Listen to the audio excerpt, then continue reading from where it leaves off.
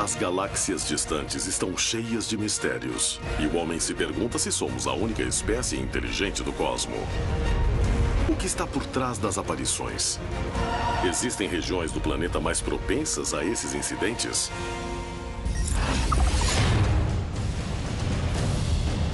Em La Rumorosa, no México, Jaime Maussan e Carlos Clemente se aventuraram no deserto seguindo os passos de um grupo de jovens que afirmava ter visto seres estranhos na região. Durante a madrugada, várias presenças confirmariam que a excursão tinha valido a pena. No Brasil, em 1990, a remota região de Serra da Beleza registrou uma série de aparições surpreendentes. E a evidência de uma testemunha pode dar respostas únicas para o que ocorre no local.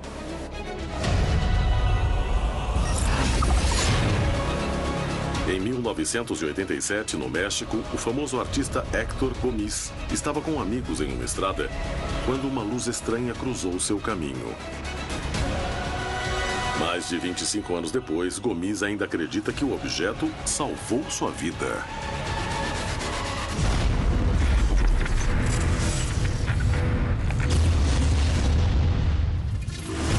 Contato extraterrestre. No episódio de hoje, OVNIs e regiões escolhidas. Se diz, na ufologia, que os casos mais espetaculares ocorrem nas áreas rurais, nas fazendas, nos campos, nas estradas. Há centenas, se não milhares de casos documentados sobre pessoas dirigindo em estradas no meio do nada que viram uma luz forte ou uma nave descendo do céu, às vezes afetando o carro, fazendo com que ele desligasse. Existem muitos casos desse tipo.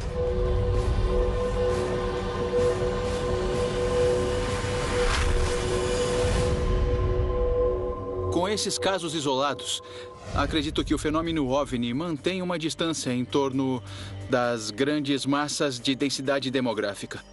E muitos dos encontros próximos que são reportados têm origem no meio de montanhas, perto de lagos, perto de locais onde há recursos naturais.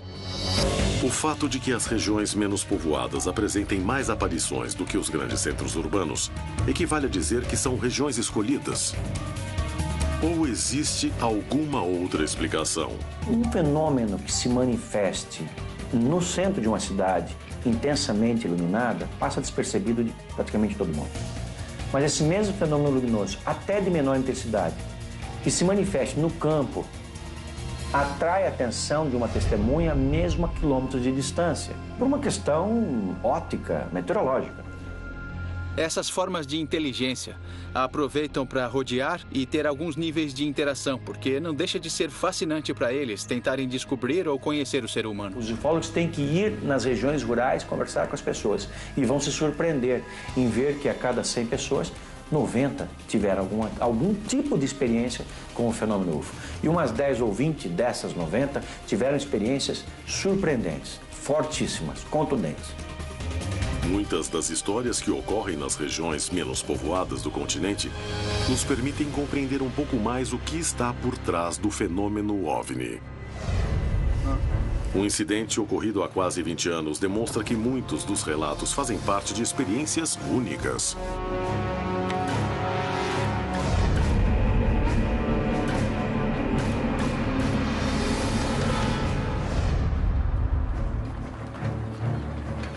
Em 1999, Jaime Maussan e Carlos Clemente foram para o deserto de La Rumorosa, no México, em busca do local onde 3 testemunhas afirmavam ter visto OVNIs. Buscando comprovar a veracidade do relato, eles não imaginavam que acabariam sendo testemunhas do fato mais revelador e impactante de suas vidas.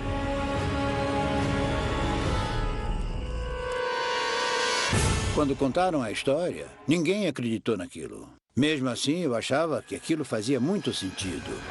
Então, decidi ir lá para confirmar. Era maio de 1999. E nós fomos investigar o caso das pessoas que tiveram encontros com seres extraterrestres. Eu queria achar tudo aquilo que fosse possível como jornalista para confirmar a veracidade. Então decidi fazer essa expedição com meu amigo Carlos Clemente e os 3 jovens Lamone Gonzalez, Salvador Villanueva e Raul Fabrício. Com eles e um guia que se chamava Daniel, fomos até o lugar. Os 6 andaram durante horas por terrenos acidentados e desertos, com a esperança de encontrar novamente o local onde os 3 jovens tiveram contato com os seres. Ficamos procurando durante várias horas. Eu sabia que os jovens falavam a verdade, mas não imaginei que não íamos encontrar. Não imaginei que, apesar de levar um guia, não conseguiríamos achar o local.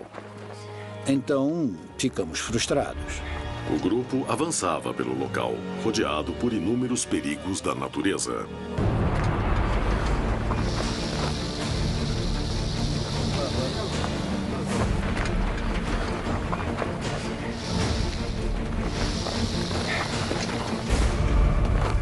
Enquanto procurávamos a árvore, íamos, como chamamos, em fila indiana. Eu ia à frente, distraído, quando, de repente, o guia deu um pulo e colocou a mão no meu peito e me parou, porque eu estava a um passo de pisar numa serpente que estava toda enrolada em si mesma. E sempre que lembro daquele dia, agradeço ao Daniel por ter salvo a minha vida. O grupo andou durante mais de 12 horas, mas não conseguiram achar o local onde o fato havia acontecido 2 anos antes. A ameaça da noite, o perigo do deserto, o cansaço e o desânimo os levou a tomar uma decisão. Estava anoitecendo e, cansados, com fome e com sede, decidimos então ir até onde eles tinham acampado, que era um lugar alto, perto do rio, para passar a noite. Ficar por ali para descansar. A ideia era descansar. Quando chegamos lá, estava muito cansado, tremendamente cansado. Então jantamos, depois arrumamos nossas coisas, fizemos a fogueira e foi nessa hora que resolvi dormir para recarregar minha energia.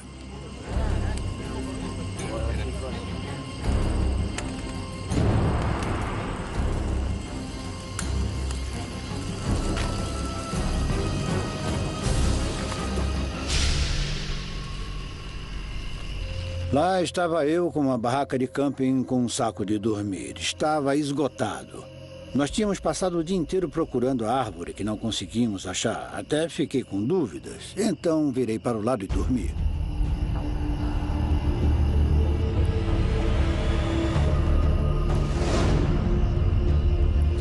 Às 2 da manhã, o Lamone Gonzalez levantou e achei que fosse ao banheiro. Mas ele viu alguma coisa na baixada.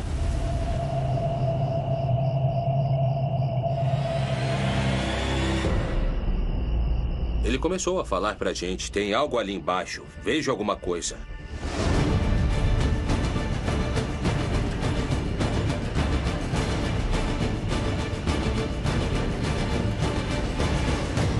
Eu estava quase dormindo.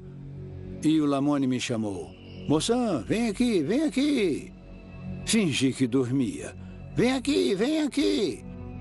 Até que eu falei, se for um OVNI, grava que amanhã dou uma olhada. E ele, não, venha ver isso. Então, eu falei, Jaime, vamos levantar e ver o que é. Não sei de onde tirei força, estava muito cansado, mas levantei e fui para fora. E vi que os 3 estavam mesmo olhando para alguma coisa na baixada.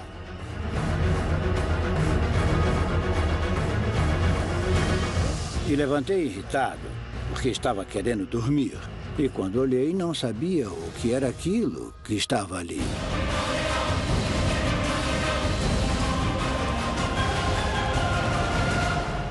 Vi aquilo e pensei que podia ser um animal. Será que era um veado? Ou que animal poderia ser? E, de repente, olhei para o Jaime do meu lado, que estava com binóculo, e falou, dá para ver os olhos. Aí vi uma coisa fosforescente que andava de um lado para o outro. Vi os 2 olhos. Sempre comparei aquilo com o brilho do planeta Vênus. Os 2 olhos daquilo. E fiquei vendo como se mexia. Ia para um lado, ia para o outro. Estávamos em uma área bem alta que era de uns 100 metros. Tinha um precipício com rochas, espinhos, ou seja, estava bem distante. E aquilo começou a andar. O que é isso? Eu pensava em algum animal. E falaram, ali atrás tem outro. E estavam entre as pedras, umas pedras que eram relativamente altas. E era como uma espécie de fluorescência que ia se deslocando. Então na câmera, focou legal. E quando olhei na parte de cima, vi como 2 luzes, como olhos. E aí percebi que não era animal nenhum, nem veado, nem nada disso. Fiquei surpreso e caí na real que era muito estranho. O que nós estávamos vendo era uma coisa que nunca tínhamos visto. Agora não tenho mais dúvida. Não importa o que os outros pensem. Não importa que ninguém acredite em mim. Não importa, porque eu vi. Ninguém pode falar que eu não vi. Não era um animal, não era nada do que conhecemos. Era alguma coisa, não sei o quê. Não tenho dúvida. O que eu vi eram seres extraterrestres. Jaime Maussan e Carlos Clemente estavam diante da prova que esperaram a vida toda. Se encontravam sozinhos, totalmente indefesos no meio da madrugada, a longas horas de caminhada da civilização mais próxima. Ninguém sabia o que podia acontecer. Distante do deserto mexicano, dentro das serras do estado do Rio de Janeiro, no Brasil, também existe uma região com muitos casos de aparições e enigmas. Serra da Beleza. É hora de investigar a área e buscar a verdade por trás dos casos mais inexplicáveis. A jornalista Ana Clara Carvalho seguirá as pistas de um caso bem estranho, que conta com evidência física. O incidente aconteceu em agosto de 2013, durante uma vigília. Júlio Ferri e Arthur Serra sofreram as consequências do que viram.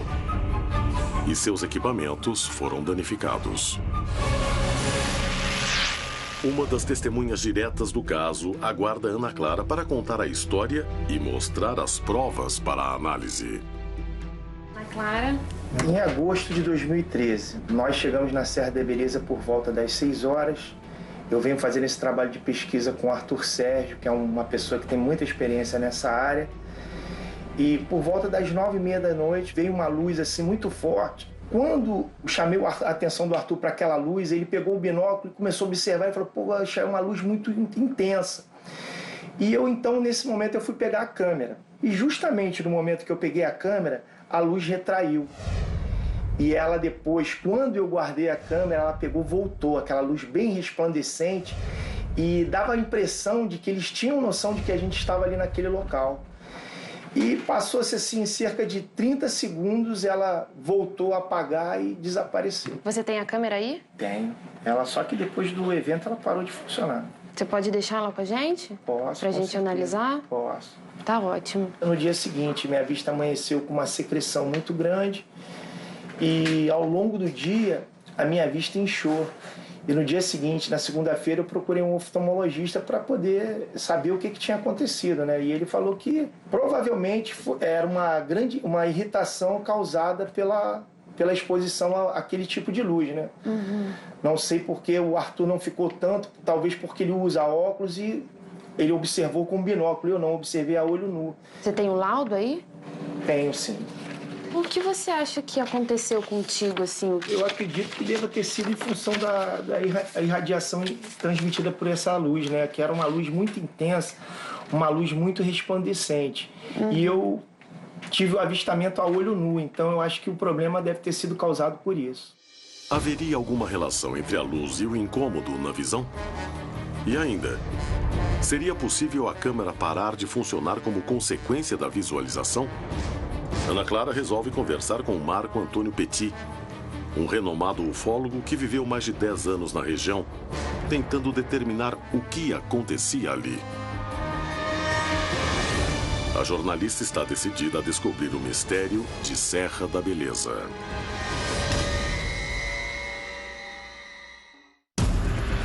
Em La Rumorosa, no México, Jaime Maussan e Carlos Clemente realizavam uma investigação quando encararam a experiência mais estranha de suas vidas. Em Serra da Beleza, no Brasil, Ana Clara Carvalho resolveu descobrir a verdade por trás dos mistérios que ocorrem na região. Em Tepoztlán, no México, o famoso artista Héctor Suárez Gomis se salvou graças a uma luz estranha que cruzou seu caminho. Em 1999, Jaime Maussan e Carlos Clemente partiram para o deserto de La Rumorosa, no México, para investigar a experiência OVNI de 3 testemunhas, que afirmavam ter visto seres e luzes estranhas. Acompanhados por um guia e pelos 3 jovens, Maussan e Clemente voltaram ao local do fato. Após horas de caminhada tentando encontrar o lugar, o grupo montou acampamento no meio do nada e foi dormir. Poucas horas depois, estranhas silhuetas iluminadas apareceram.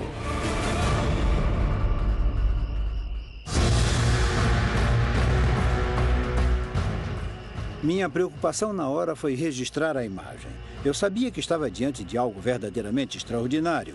Então fui para um lado, fui para o outro, peguei a câmera de vídeo. Lembro que tínhamos uma câmera de visão noturna, mas não era de última geração. Com a câmera, eu não via nada, porque estava escuro e não tinha foco. Falei, não dá para ver. Peguei a outra e também não via nada. Me dei conta que não conseguia ver nada. Então, tirei algumas fotografias e nas fotografias não saiu nada. E não fiz vídeo porque também não dava para ver nada. Não conseguia ver nada pela câmera, tudo escuro. E quando fiz assim, o flash saiu, pensei, eles vão ver. O flash foi bem visível em meio à noite escura. E Clemente temeu terem sido descobertos pelos seres estranhos.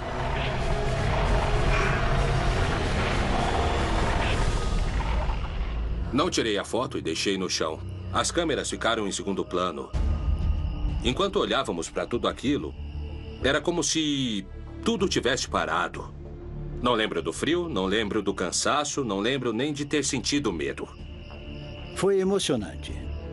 Não senti medo em nenhum momento quando vi os seres. Eu sei que o fenômeno é verdade. Estava pesquisando, tinha visto muitos vídeos. Não tenho dúvida de que recebemos essas visitas e não estamos sozinhos. Mas vê-los ali foi uma confirmação dentro de mim que devo continuar pesquisando. Absorto, o grupo continuava olhando o deslocamento das criaturas estranhas. Não sei se chegaram a nos ouvir ou se eles nos viram. Só sei que acabaram desaparecendo. Naquele momento, chamei o guia que estava tirando um sarro da gente, falando que não sabia que planeta ia nos pegar, kkkk, e os ETs não sei o quê. Ele não levava nada a sério. Então resolvi perguntar o que estávamos vendo. E ele estava lá dentro do saco de dormir. Aí eu chamei e ele não respondeu. No outro dia de manhã perguntei, Daniel, o que nós vimos ontem? Será que era um animal? Não, ele disse, aquilo foi uma revelação de Deus e eu não me envolvo nisso. Se eu tinha alguma dúvida, acabou naquele momento. Jaime Maussan levou a vida toda pesquisando casos de outras pessoas. Daquela vez tinha sido o protagonista de sua própria história.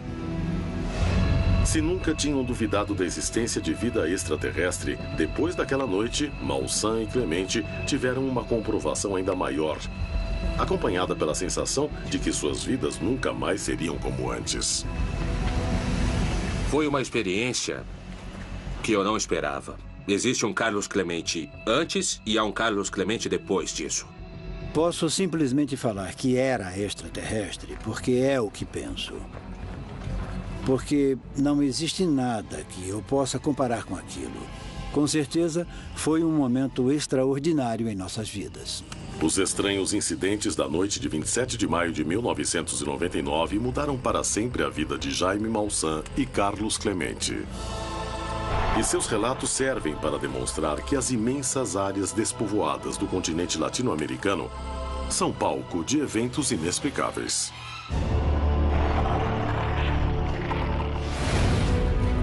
A enorme quantidade de histórias que se repetem dia após dia nessas regiões desabitadas prova que os fenômenos são mais comuns em locais onde não existe poluição visual? Ou a América Latina foi escolhida para receber a visita de OVNIs?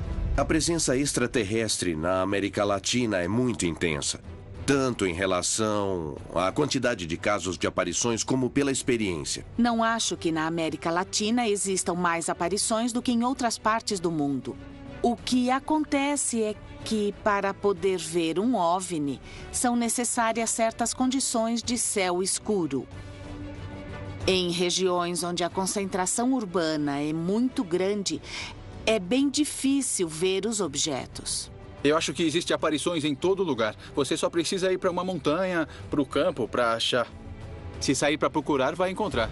O que acontece na América Latina é que existem bem mais regiões isoladas, livres da densidade urbana. E, por outro lado, acho que na América Latina talvez exista menos preconceito por parte das pessoas na hora de falar e de admitir que já viram esse tipo de fenômeno.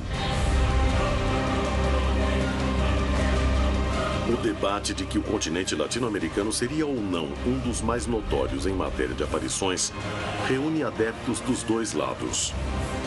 Porém, ambas as opiniões concordam sobre a cultura ser determinante para a percepção do fenômeno.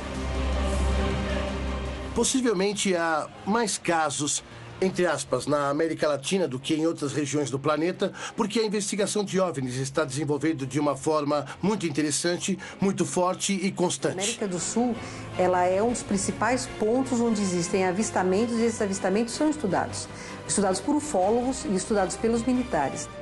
Vários países desqualificaram suas informações sobre a pesquisa de OVNIs que fizeram de nível oficial, de nível governamental e principalmente secretamente durante vários anos, durante várias décadas. Eu até digo que a ufologia da América do Sul, ela está muito avançada em relação à europeia, porque aqui se discute o assunto, se fala do assunto, pessoas simples relatam. Por que estamos desqualificando essa informação? Eu já considero que estamos chegando aos poucos na época em que, como a humanidade, vamos abrir nossa consciência, passando por cima de dogmas, indo além de qualquer religião, tendo em vista o critério de que não somos os únicos, nesse universo, nesse sistema solar. A América Latina poderia ser uma região escolhida com mais ocorrências de fenômenos OVNIs. A América Latina seria o continente escolhido?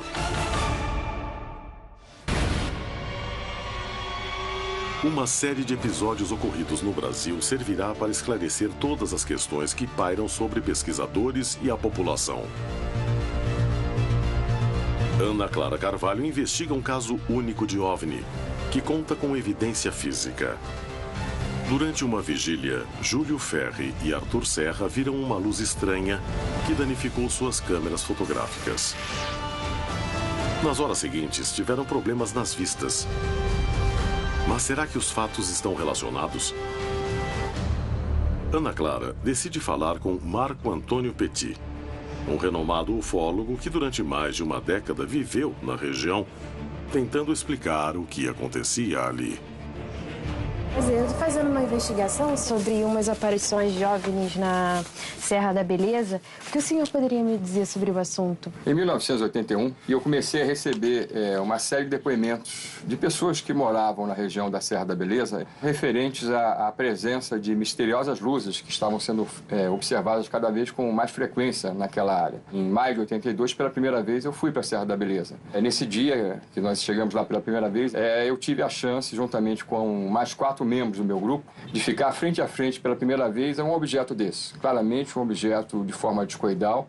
Por que o senhor crê que acontece só nessa região, essas aparições? Olha, na verdade nós temos o que a gente chama de áreas de incidência em vários pontos do planeta. Agora, no caso da Serra, acabamos descobrindo que a área é riquíssima em areia monazítica.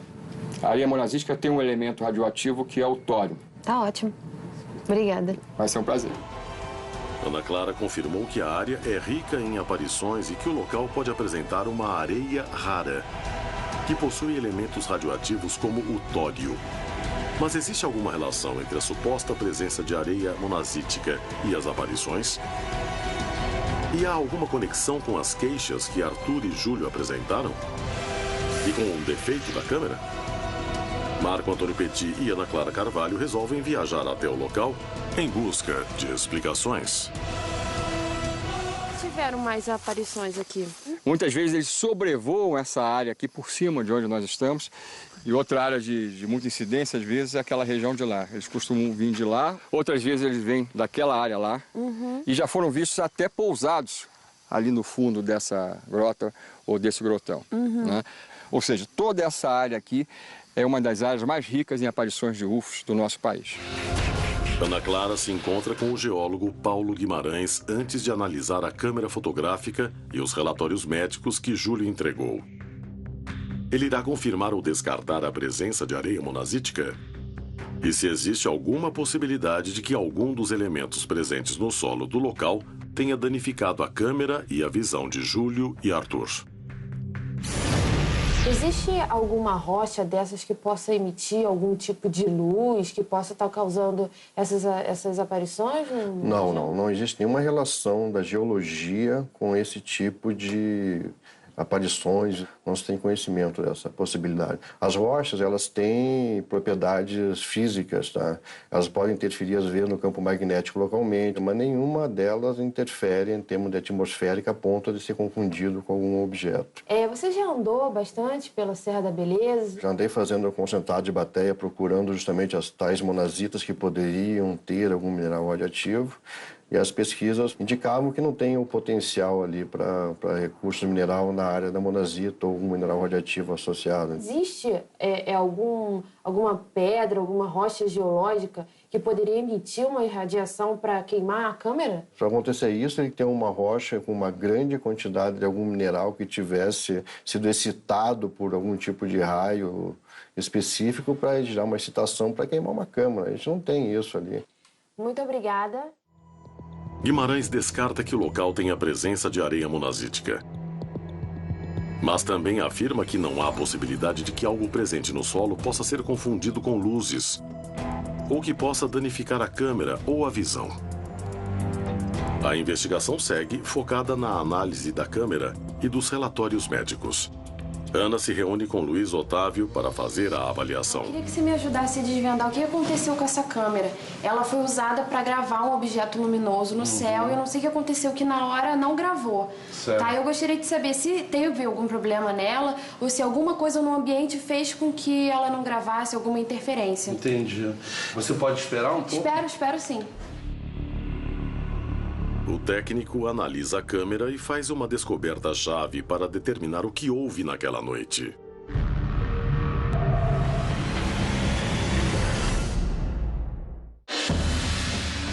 Na América Latina existem regiões onde constantemente acontecem fenômenos OVNIs. Seriam locais escolhidos? Existe algum tipo de explicação? Em Tepoztlán, no México, o artista Héctor Gomes estava acompanhado de 3 amigos quando viveu uma das experiências mais reveladoras de sua vida. Ana Clara Carvalho investiga o incidente de agosto de 2013 que ocorreu em Serra da Beleza, no Brasil. Arthur Serra e Júlio Ferri viram uma luz estranha. A câmera parou de funcionar quando tentaram registrar a imagem.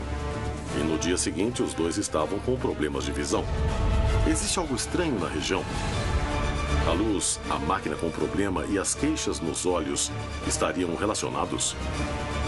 Um geólogo confirmou que não há nada no solo do local que possa ser confundido com luzes, danificar câmeras ou prejudicar os olhos.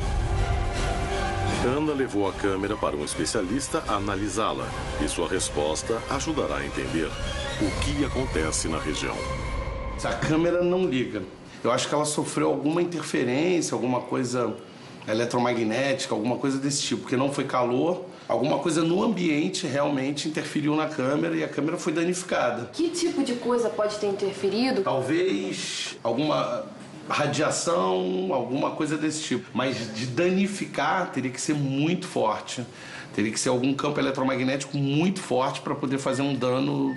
Como foi feito? Como foi feito na câmera, exatamente. Tá ok, obrigada.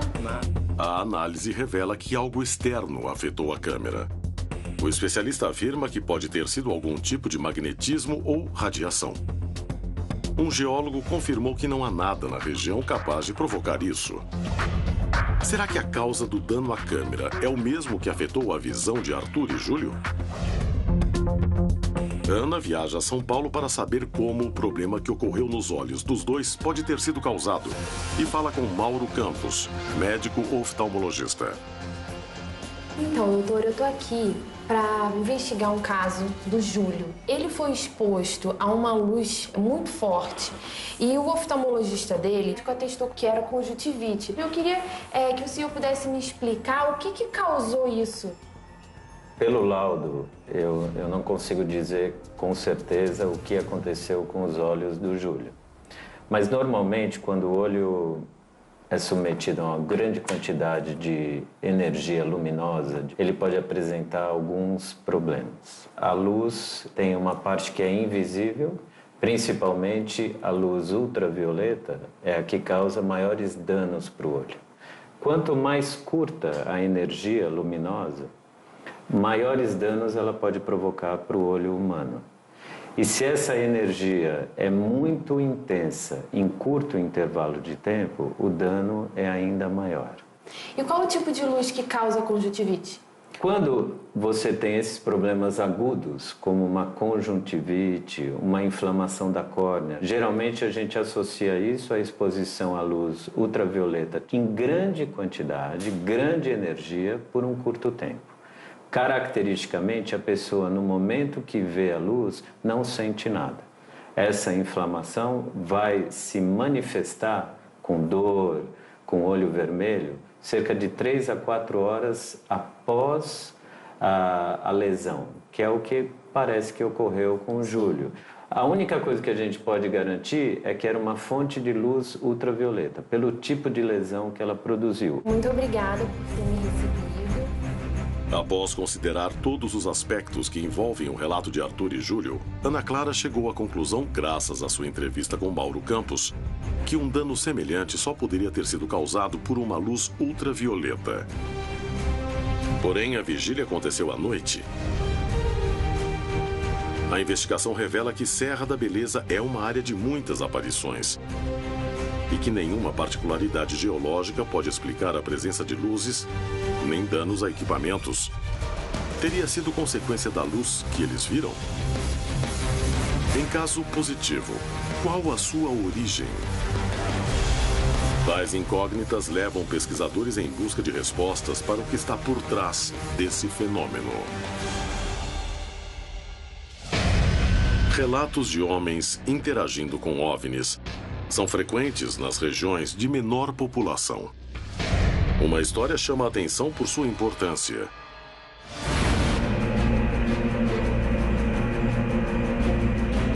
Em 1987, o famoso artista mexicano Héctor Gomis e 3 amigos estavam prestes a viver uma experiência que os deixaria à beira da morte.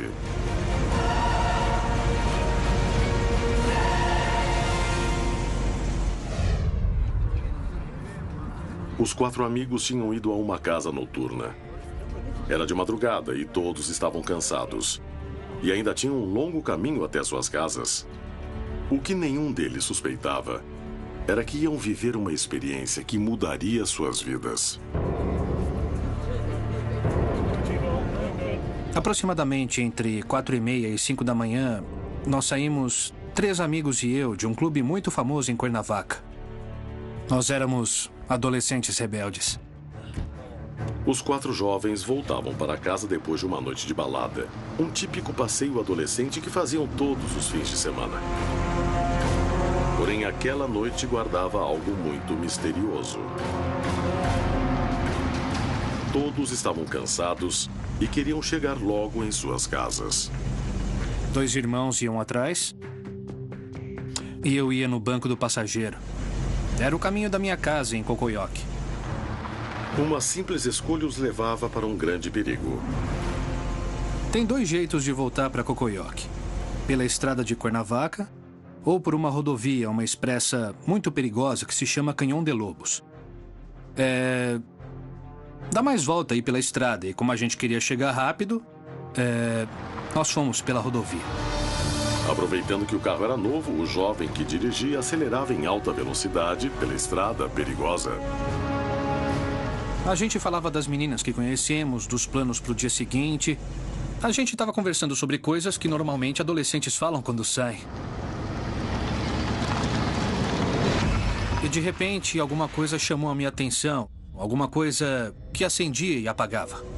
A estranha visão surpreendeu Hector e chamou sua atenção. Não parecia a luz de um avião, nem a luz de uma torre de rádio que fica acendendo e apagando. Não, não. Era uma coisa completamente diferente. Era uma luz amarelada, num formato oval. Estava meio escura e começou a se iluminar por dentro. Era como se a gente colocasse uma lanterna dentro de um globo amarelado e brilhava bastante. E eu fiquei surpreso e eu falei, vocês viram isso? O que é isso? Hector ficou muito surpreso diante do que via. Enquanto os demais procuravam encontrar uma explicação. Ah, deve ser um avião. Mas como que vai ser um avião? Olha só o formato disso. Tem uma forma... Não tinha uma forma muito clara, sabe? E era iluminada por dentro. Olha que lindo, o que é isso? Então eu falei, breca, breca, breca, diminui a velocidade pra gente poder ver melhor. E a gente diminuiu. A gente foi devagar e era incrível. Eu nunca tinha visto nada igual. Que loucura. A insistência de Hector de pararem o carro para observar a luz os colocaria diante de um estranho perigo.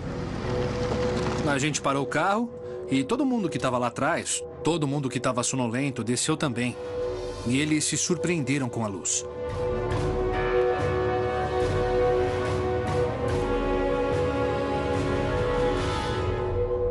Paralisado, o grupo não percebeu que havia algo mais próximo dali. Uma coisa que realmente podia ter sido uma armadilha mortal.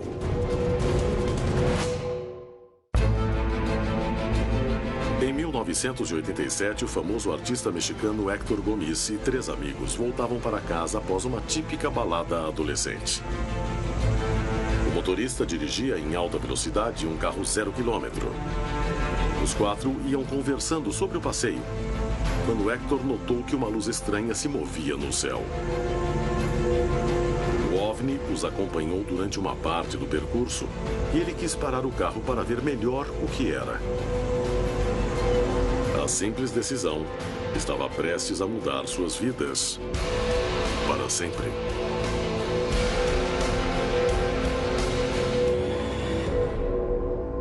Uns 3, 4 metros à frente tinha um cavalo morto que ocupava todo o espaço da estrada.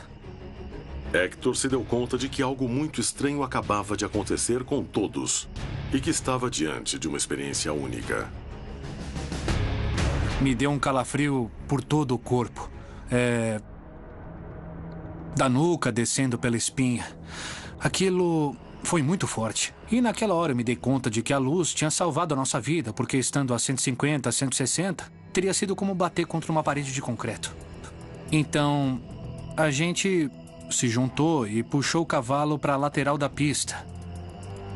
Indo devagar, cada um pegou uma pata. Até que a gente conseguiu puxar ele para o acostamento. A gente foi de pouquinho em pouquinho, puxando o cavalo para o lado, para que ninguém batesse o carro nele. Depois de tirar o cavalo, a gente ficou parado ali. Após se recuperarem e compreenderem que estiveram prestes a morrer, ficaram contemplando o OVNI durante um tempo. E então decidiram seguir o caminho de volta. A luz ficou ali. Deve ter passado uns 15 a 20 minutos. E eu fui tremendo, muito emocionado, porque não era a minha primeira experiência com OVNIs. E ele foi nos seguindo, nos acompanhando ao longo da estrada. E eu tenho certeza que se aquele OVNI não tivesse chamado a nossa atenção, se ele não tivesse acendido e apagado, nos avisando que tinha um perigo, e eu não tivesse falado para o meu amigo para parar o carro, a gente teria morrido. A experiência de Gomis e seus amigos está entre as milhares de histórias que todos os dias se repetem ao longo do continente. A área é rica em relatos, muitos dos quais têm origem na época em que a América Latina pertencia apenas a seus povos nativos. Atualmente, milhares de testemunhas já viveram experiências que a ciência não consegue explicar. Sem dúvida, a América Latina apresenta uma grande quantidade de histórias de aparições. Será que é um continente escolhido? A quantidade de manifestações de OVNIs pode ser explicada pela peculiaridade de sua população? Ou tem relação com a enorme área de território não urbanizado que propicia condições melhores para ver o fenômeno? O fenômeno OVNI evita regiões extremamente povoadas. Por que isso acontece, não sabemos. Mas está claro que é assim. A segunda pergunta seria: por que o contato se dá de forma limitada? Eles não estão atrás de pessoas com títulos doutorais. Agora, uma coisa é clara, as pessoas que estão no campo são pessoas simples. Elas não estão preparadas, mas talvez o preparo delas seja o fato de elas estarem no lugar certo, na hora certa, onde o fenômeno se manifesta. O fenômeno OVNI não escolhe profissão, sexo, idade, posição social. Da mesma forma, pode se manifestar para uma pessoa simples do campo, a um artista muito famoso, para um presidente, um governador, um professor, um médico. É um fenômeno para todos, depende da sensibilidade de cada pessoa e a abertura que também tivermos. A cultura e a característica pessoal podem ser tão relevantes para influenciar tanto no que as testemunhas veem, a ponto de aumentarem as experiências? O desejo de ver alguma coisa pode chegar tão longe. Se você fica procurando alguma coisa para valer, um dia você vai encontrar. Se você realmente acredita que vai ver um OVNI, você vai sair buscando por ele, andando por aí. Qualquer coisa que você vir pode levar a achar que é um verdadeiro OVNI. É verdade, você vai encontrar sinais de uma nave espacial alienígena. Só que não é verdade. Se perguntar se as pessoas veem o que querem ver, acho que a resposta é que todos veem. Às vezes usamos a imaginação. E é por isso que os avistamentos são analisados tão a fundo, para ver se não são apenas pessoas com sonhos ou visões, mas sim se são fatos verdadeiros que devem ser relatados. Acho que um lado disso tudo é que as pessoas querem tanto acreditar numa coisa e vão se convencendo que realmente viram uma nave espacial. Mas, na verdade, o que elas viram foi um avião militar, ou um avião comercial, ou alguma outra tecnologia avançada. Mas não alienígena. Mas se acreditar o suficiente, essa pessoa vai se convencer de que é um OVNI ou uma nave alienígena, quando não é. Acho que o fenômeno OVNI é diverso, depende de muitos fatores, e que não podemos encarar todos da mesma forma. Por exemplo, não podemos dizer que todas as aparições e todos os vídeos que existem têm uma procedência extraterrestre. Seria muito atrevimento e muito arriscado. Também não podemos dizer que é tudo mentira, porque não é possível que ao longo da história de tantos anos, tantas pessoas tenham visto. Eu acho que pouca gente tem experiências pessoais.